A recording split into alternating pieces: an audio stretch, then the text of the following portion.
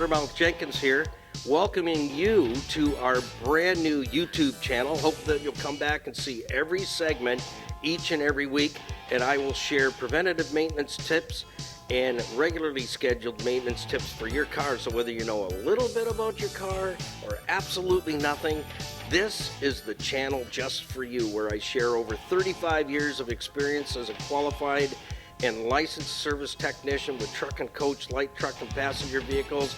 Come back and visit us and tell your friends, and we'll see you each and every week right here in the Car Connection Workshop on YouTube. Niall Motormouth Jenkins here in the Car Connection Workshop. Thank you for stopping by and joining us here. Lots of stuff going on. You're going to learn some more stuff today.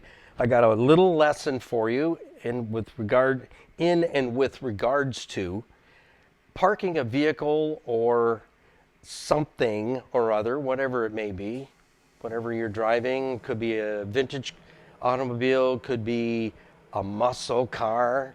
We like those. How to do it properly. I just got a couple of tips and tricks that I wanted to share with you, and the reason being is I had this stuff all set out for a reason, because we put our little orange Crush away for the winter. It's one of the vehicles we use with our radio program when we're on location, and it was tough to get a spot this year because the normal spot where we park couldn't get in. So it was a last minute, hey, Motormouth, you got to get here right now. There's only one spot left to get your car in. So it was like, pack the thing, take off, got there. He was waiting for us, get it in there, take the battery out, and leave. Well, there were a couple things I didn't get a chance to do. So I set the products out knowing, and I said to my friend, can I come back and take care of the rest of putting the vehicle away for the winter? I want to fill the fuel tank and a bunch of other stuff. And he goes, just call me. I'll meet you here. So that brings me to this reminder. And these are a couple of tips that have worked for us for a long time, decades.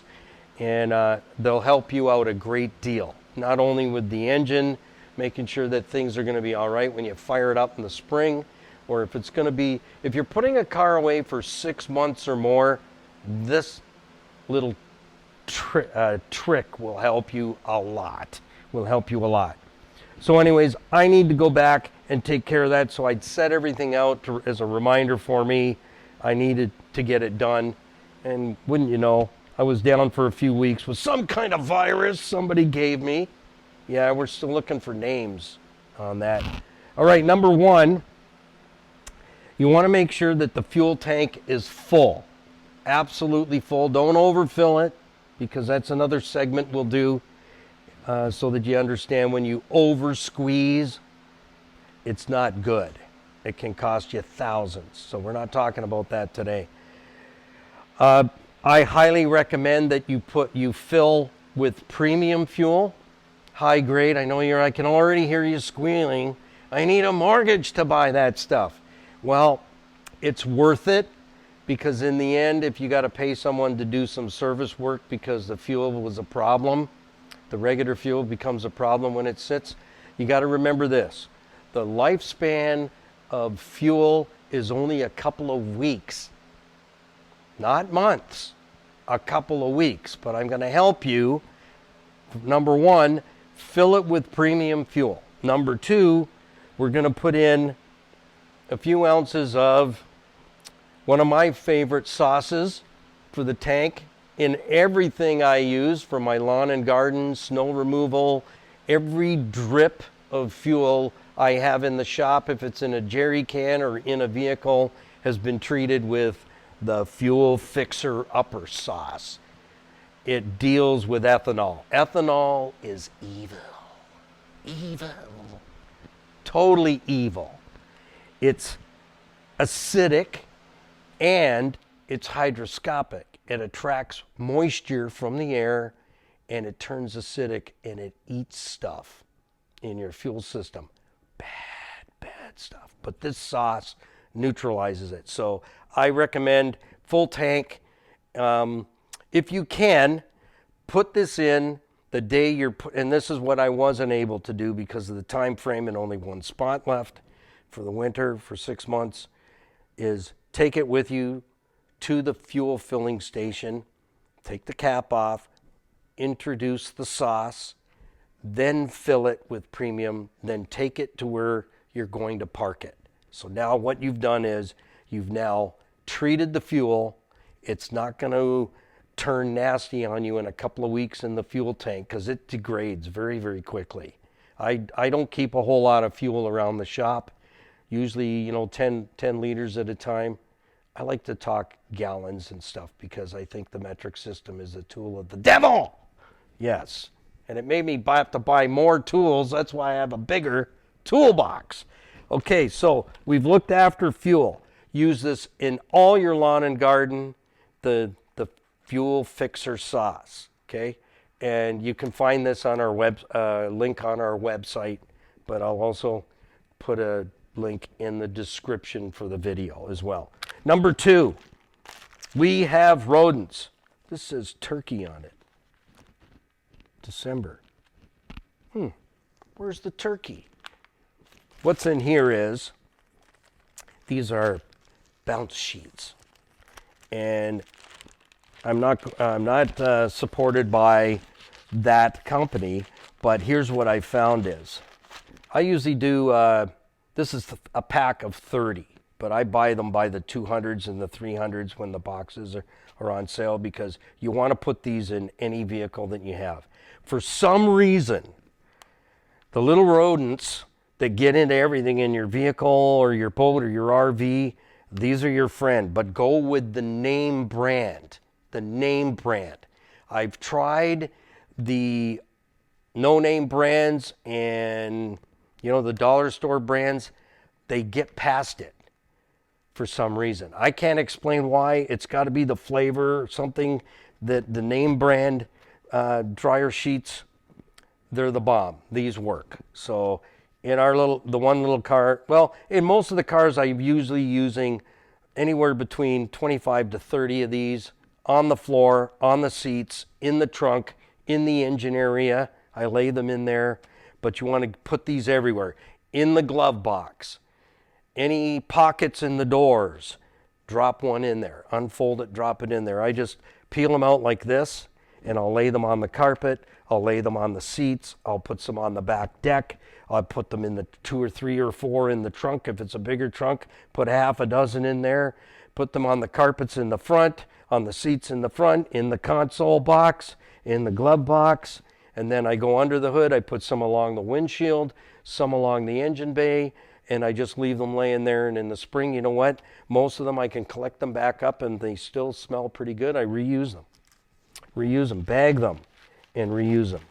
All right, so name brand only. I have road tested and it's proven the little rodents, those little buggers get in there.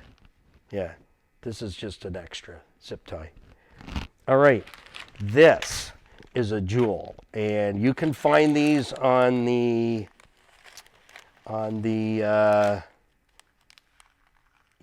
website, the Jungle website, if you know what I'm saying. I was paying $24 a piece for these moisture bags, and I'm not going to open it because once you open it, then you're committed, and it has a little tear here. This goes in every vehicle, including our boat as well. It unfolds, and it has the moisture collecting beads. In this case, we want the little beads to collect the moisture. And then what happens is the other side of the bag collects the moisture and holds it there, and it has a curtain hook on it. So you can hang it anywhere. I take a zip tie and I put a zip tie around it just so that in case the hook starts to kind of release, because you'll be surprised how much moisture you collect in your car when it's tucked away, or your boat or your RV. But you know what? You don't get any mold. And I leave the windows down about the thickness of my finger. That's it.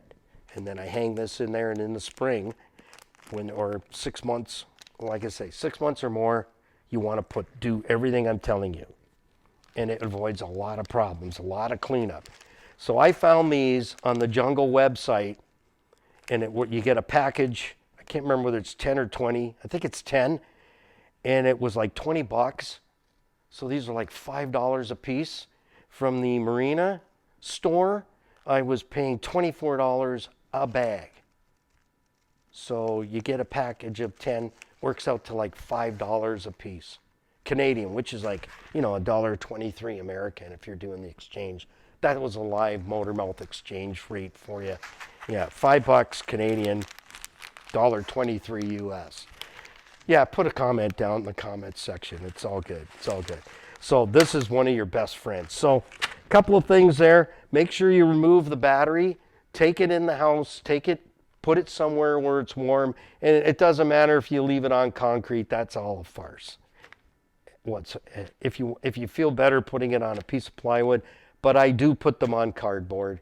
I have a battery rack here in the shop, but you can't fit them all on there. So the ones I can, I just put a piece of cardboard underneath, just in case there's acid leak. You don't want that on your floor or on a carpet or something. So take the battery out. So we filled the tank. We put down our dryer sheets everywhere. We put in our moisture bag. What else do I do? Well, if you're not going to lift the car off the ground, you can get some styrofoam SM. And 2-inch piece. Cut it about like this, or like this. This is a good size. And just what I do is I get somebody who's with me I'll put them in front of the wheels and in front of the front wheels and in front of the rear wheels, and that's going to be my last baby step for the vehicle before I take the battery out and put the moisture bag in there, do the dryer sheets, put the stuff in the tank, and now the tires are up off the concrete, which prevents dry rot. And another little secret, if your tires have mud on them, you want to get that mud off. It causes the tires to degrade and crack. So thought I'd share that with you. I've been doing that for well over 40 plus years and haven't had to fail. So you know what? If it ain't broke, don't fix it. Keep it under 100 until next time. Be sure to like, share, follow, and subscribe. It's free. It's free. Subscribe to our Niall Jenkins YouTube channel. And you can always visit us at carconnectionbusinessnetwork.com, our website, and connect with me. So put the coffee on because we're coming to your house.